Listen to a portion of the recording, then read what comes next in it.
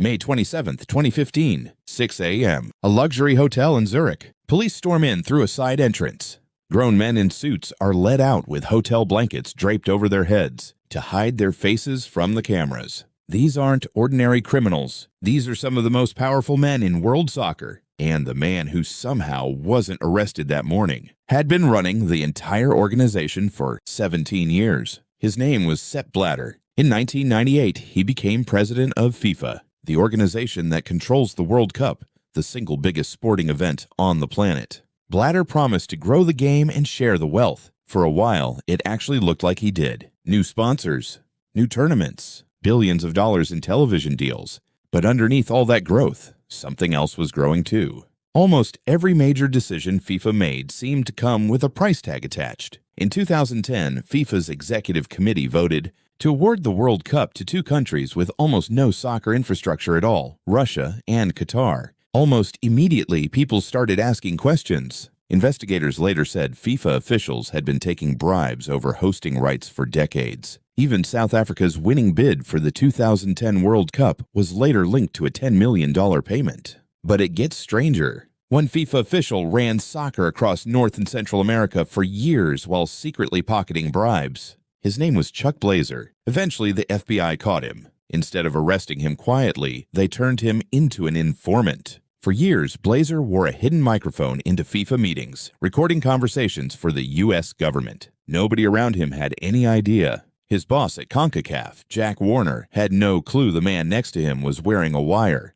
By 2015, American and Swiss investigators had built a case involving more than $150 million in bribes, stretching back over 2 decades. Then came the raid. May 27th, 6 in the morning. Swiss police entered the Bor au Lac Hotel in Zurich, just days before FIFA's presidential election. 7 top officials were arrested and detained, facing extradition to the United States on charges including racketeering, wire fraud, and money laundering. Federal agents raided FIFA's regional offices in Miami at the exact same time. Boxes of evidence were carried out in broad daylight. And Sepp Blatter, the man who had led the organization for 17 years. He wasn't arrested. He wasn't even named in that indictment. 2 days later, FIFA held its election anyway. Blatter won a 5th term as president. The backlash was immediate. Sponsors threatened to walk. Governments launched their own investigations. Even Diego Maradona, who had accused FIFA of corruption for years and been mocked for it,